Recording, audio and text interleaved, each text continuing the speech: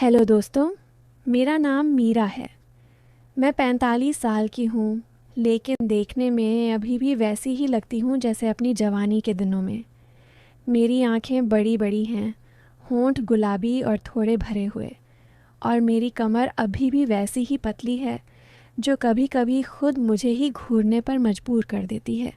घर में सब कहते हैं कि मैं अभी भी जवान लगती हूँ, और कभी कभी बाहर जाते वक्त लोग पीछे मुड़कर देखते हैं। मेरी स्किन इतनी सॉफ्ट है कि छूने का मन करता है, लेकिन मैं खुद को संभालती हूँ। मैं एक सास हूँ, लेकिन मेरी ज़िंदगी में अभी भी वो थोड़ी सी चुलबुलाहट बाकी है जो कभी कभी मुझे शरारती बना देती है। आज मैं तुम्हें अपनी एक कहानी सुनाती हूँ जो मेरे दामाद के साथ हुई। ये कहानी थोड़ी अलग है, इसमें थोड़ी सी मिठास है, थोड़ी सी मसाला है, और अंत में एक ऐसा मोड़ जो सबको सोचने पर मजबूर कर देगा। चलो शुरू करते हैं। ये बात तब की है जब मेरी बेटी शादी करके अपने ससुराल चली गई थी। नहीं, रुको, मैं ठीक से बताती हूँ। मेरी बेटी का नाम है नेहा, और उसकी शादी हुई है रवि से। रवि मेरा दामाद है, एक स्मार्ट लड़का, अच्छी नौकरी करता है शहर में।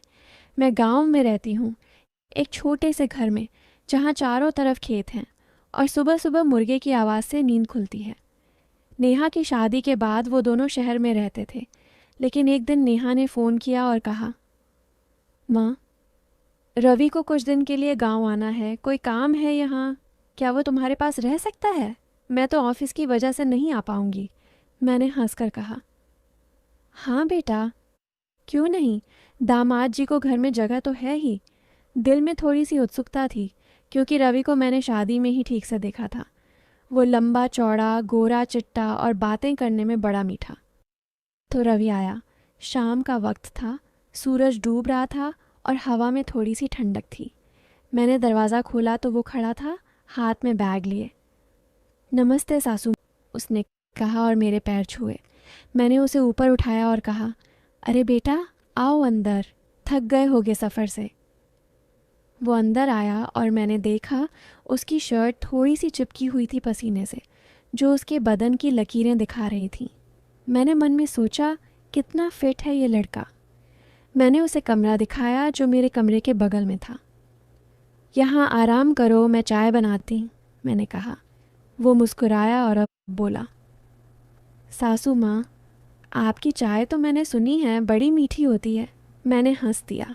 चाय बनाते वक्त मैं सोच रही थी, घर में अकेली हूँ, पति तो सालों पहले गुजर गए और अब दामाद आया है, थोड़ी सी कंपनी अच्छी लगेगी। चाय लेकर मैं उसके कमरे में गई। वो बेड पर बैठा था, शर्ट उतारकर सिर्फ बनियान में। लो बेटा, चाय, मैंने कहा और ट्रे रखी। वो उठा और चाय ली। उसकी उंगलियां मेरी उंगलियों से छू गईं। एक पल के लिए बिजली सी लगी, लेकिन मैंने खुद को संभाला। सासू माँ, आप अकेले कैसे रहती हो यहाँ, इतना बड़ा घर? उसने पूछा। मैं बैठ गई कुर्सी पर और बोली, अभ्यास हो गया बेटा, लेकिन अब तुम आ गए हो तो थोड़ा अच्छा लगेगा। रात का खाना साथ में बनाएंगे। हम बातें करने लगे। वो अपनी नौकरी की बातें बता रहा था, कैसे ऑफिस में सारा दिन कंप्यूटर पर काम करता है।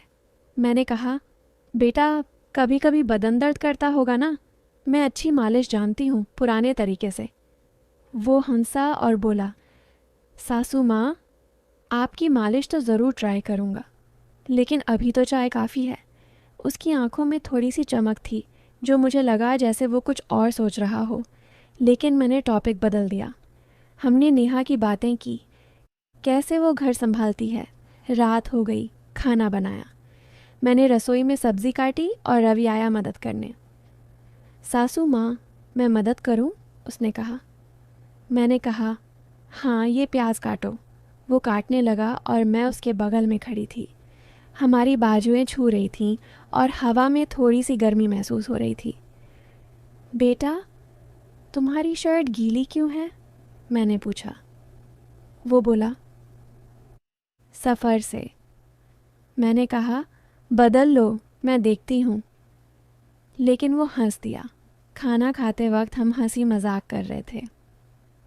सासू माँ, आपकी रोटी कितनी मुलायम है, जैसे जैसे कुछ स्पेशल, उसने कहा।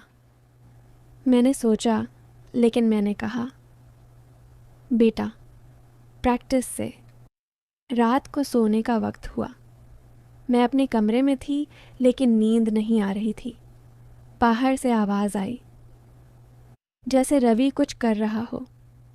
मैं उठी और देखा वो बालकनी में खड़ा था, फ़ोन पर बात कर रहा था नेहा से। हाँ नेहा, सासू माँ बहुत अच्छी हैं, घर बहुत अच्छा है, वो कह रहा था। मैं चुपके से सुन रही थी। फिर वो बोला, तुम्हारी याद आ रही है, लेकिन यहाँ भी थोड़ी सी राहत है। राहत? क्या मतलब? मैं वापस लेट गई, लेकिन मन में विचार घूम रहे थे।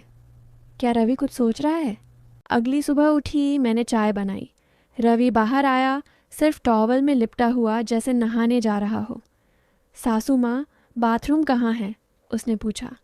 मैंने दिखाया, लेकिन मेरी नज़र उसके बदन पर गई। कितना मजबूत है, मैंने सोचा। वो नहाने गया और मैं रसोई में थी। अचानक आवाज़ आई, सासू माँ, साबुन नहीं है। मैंने साबुन दिया दरवाजे से, हाथ बढ़ाकर उसकी गीली उंगलियां छुईं। थैंक यू, उसने कहा, और आवाज़ में थोड़ी सी नरमी थी। नाश्ता करते वक्त वो बोला, सासू माँ, आज क्या प्लान है? मैं गांव घूमना चाहता हूँ।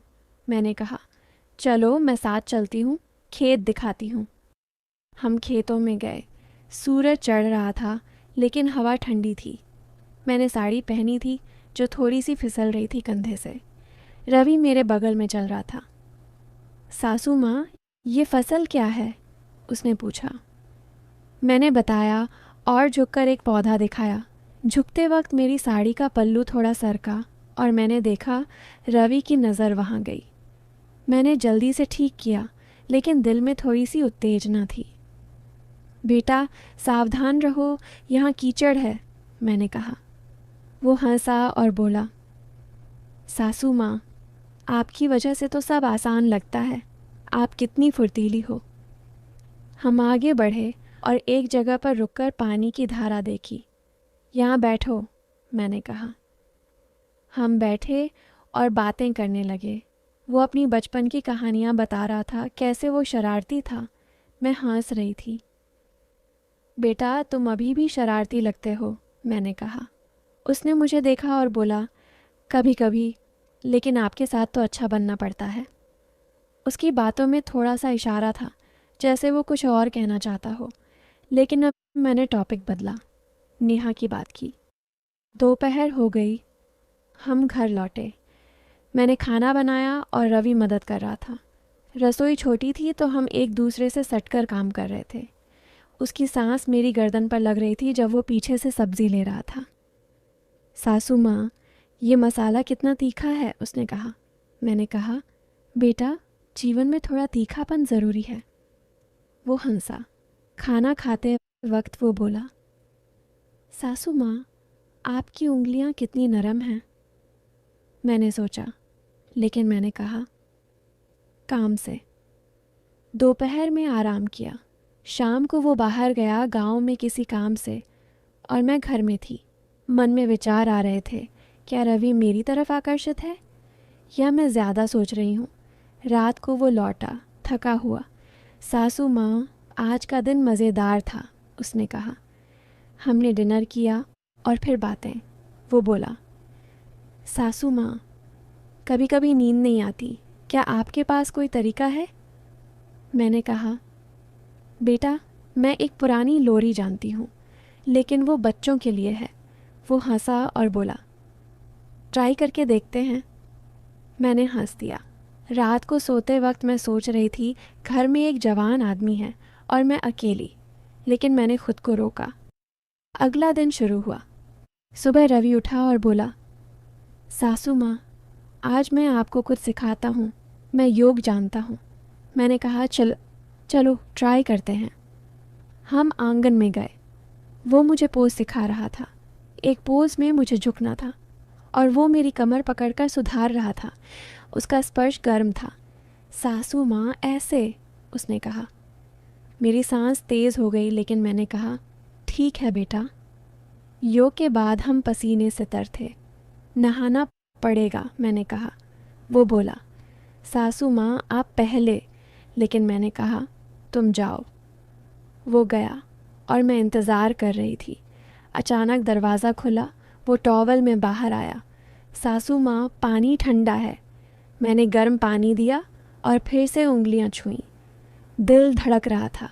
नाश्ते में वो बोला, सासू माँ आपकी वजह से दिन अच्छा शुरू होता है। हमने प्लान बनाया, आज घर के काम करेंगे। मैंने कहा बेटा छत पर सामान रखना है। हम छत पर गए। वहाँ हवा तेज़ थी, मेरी साड़ी उड़ रही थी।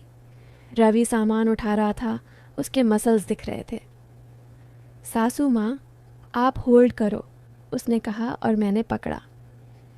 हमारा बदन छू रहा था। बेटा सावधान, मैंने कहा। वो बोला, आपके साथ तो सब सेफ है। नीचे आते वक्त सीढ़ी पर मैं फिसली थोड़ी और वो ने मुझे पकड़ा कमर से। एक पल के लिए हम सट गए। सॉरी सासू माँ, उसने कहा, लेकिन उसकी आंखों में कुछ था। मैंने कहा कोई बात नहीं। दोपहर में हम बातें कर रहे थे। वो बोला, सासू माँ आपकी जवानी की फ़ोटो दिखाओ। मैंने एल्बम निकाला। पुरानी फ़ोटोज़ देखते हुए वो बोला, वाह आप तो हसीना थी, अभी भी हो। मैं शर्मा गई। बेटा बस। लेकिन वो हंस रहा था। शाम को हम बाज़ार नहीं गए बल्कि घर में ही एक पुराना खेल खेला। मैंने कहा चलो अंताक्षरी खेलते हैं। हम गाने गा रहे थे। एक गाना आया, कजरा मोहब्बत वो बोला, सासू माँ आपका कजरा कितना काला है। मैंने हंसकर कहा, बेटा अब सफ़ेद होने लगे। लेकिन बात में मसाला था। रात को डिनर के बाद वो बोला, सासू माँ आज नींद नहीं आ रही, स्टोरी सुनाओ। मैंने एक पुरानी कहानी सुनाई, लेकिन बीच में वो बोला, कुछ रोमांटिक। मैंने एक हल्की सी लव स्टोरी सुनाई। सोते वक्त मैं सोच रही थी रवि की बातें बदल रही हैं, क्या कुछ होने वाला है। तीसरा दिन सुबह हमने साथ में चाय पी। वो बोला, सासू माँ आपकी चाय में कुछ जादू है। मैंने कहा बेटा प्यार से बनाई है। हमने घर का काम किया, अलमारी साफ़ की। अलमारी में पुराने कपड़े थे। मैंने एक पुरानी साड़ी निकाली। ये देखो मेरी शादी की। वो बोला, पहन कर दिखाओ। मैं हंस दी। पागल हो? लेकिन ठीक है, वेट करो। मैं कमरे में गई, साड़ी पहनी, बाहर आई। वो देखता रह गया। सासू माँ आप तो अभी भी वैसी ही लग रही हो। मैं घूमी और साड़ी थोड़ी सी नीचे सरकी। मैंने ठीक की। वो करीब आया, बहुत सुंदर। दिल तेज़ धड़का, लेकिन मैंने कहा बस उतारती हूँ। दोपहर में हम रेस्ट कर रहे थे। वो बोला, सासू माँ कभी मसाज करवाओ। मैंने कहा बेटा मैं तो जानती हूँ, तुम्हें कर दूँ। वो बोला, हाँ। मैंने उसके कंधे दबाए। उसके बदन की गर्मी महसूस हो रही थी। आह अच्छा लग रहा है, उसने कहा। मैंने रोक दिया। शाम को हमने एक पुराना रेडियो सुना। गाने सुनते हुए वो बोला, डांस करो ना। मैंने कहा नहीं, लेकिन वो खींचकर उठाया। हम थोड़ा सा डांस किए, हंसते हुए। उसका हाथ मेरी कमर पर था। रात को सोते वक्त मन में सवाल थे। चौथा दिन। अब रवि का काम लगभग ख़त्म था, लेकिन वो बोला, एक दिन और रुकता हूँ। मैं खुश थी। सुबह हमने साथ में खेतों में पानी दिया। मैं झुककर काम कर रही थी और वो मदद कर रहा था। हमारी बातें अब थोड़ी पर्सनल हो रही थीं। वो बोला, सासू माँ आपकी शादी कैसे हुई। मैंने बताया और फिर पूछा उसकी। नेहा अच्छी है, लेकिन कभी कभी लगता है थोड़ी और एक्साइटमेंट चाहिए, उसने कहा। मैं चुप रही। दोपहर में हम घर में थे, गर्मी थी। वो बोला, सासू माँ फ़ैन तेज़ करो। मैं सीढ़ी पर चढ़ी, लेकिन बैलेंस बिगड़ा। वो ने पकड़ा और हम गिरते गिरते बचे। उसका बदन मेरे ऊपर था 1 सेकंड। सॉरी, उसने कहा, लेकिन आंखों में चमक थी। शाम को हमने चाय पी और बातें की। रात को वो बोला, सासू माँ आज साथ में सोए। मैं चौंक गई। क्या? वो हंसा। मतलब स्टोरी सुनाते हुए? मैंने मना किया, लेकिन मन में तूफान था। थी 5वां दिन। अब मुझे लग रहा था कुछ गड़बड़ है। सुबह रवि बोला, सासू माँ आज मैं नेहा को सरप्राइज़ दूंगा। मैंने कहा, कैसे? वो बोला, आप मदद करो। हमने प्लान बनाया नेहा को गांव बुलाने का, लेकिन बीच में वो करीब आता रहा। दोपहर में हम रसोई में थे। वो बोला, सासू माँ आपकी खुशबू अच्छी है। मैं शर्मा गई। शाम को नेहा का फ़ोन आया। वो आ रही थी। रवि खुश था। रात को नेहा आई और हम तीनों साथ थे, लेकिन मुझे लगा रवि की बातें मेरे लिए थीं या नेहा के लिए। अब नेहा आई और रवि ने बताया, सासू माँ, इन दिनों में मैंने आपसे इतना सीखा। आपकी देखभाल, आपकी बातें, मुझे लगा जैसे मैं अपनी माँ के पास हूँ, लेकिन थोड़ी सी दोस्ती वाली। नेहा, तेरी माँ ने मुझे सिखाया कि रिश्ते कैसे निभाते हैं। मैंने जो बातें की वो सब मजाक में, लेकिन असल में मैं आपकी रिस्पेक्ट करता हूँ। नेहा हंसी और मैं समझ गई सारी बातें डबल मीनिंग नहीं थीं, बल्कि वो मुझे टेस्ट कर रहा था, या शायद अपनी सास से दोस्ती बनाने की कोशिश। लेकिन अंत में वो बोला, सासू माँ, आपने मुझे सिखाया कि परिवार में प्यार कैसे रखते हैं, बिना किसी गलत इरादे के। मैंने हंसकर कहा, बेटा मैं जानती थी। नेहा बोली, माँ, रवि कह रहा था कि तुम्हारी वजह से वो अब घर ज़्यादा संभालेगा। और इस तरह कहानी अच्छी बनी। रवि ने मुझे गले लगाया बेटे की तरह और हम सब खुश थे। असल में ये परिवार की कहानी थी जहाँ रिश्ते मजबूत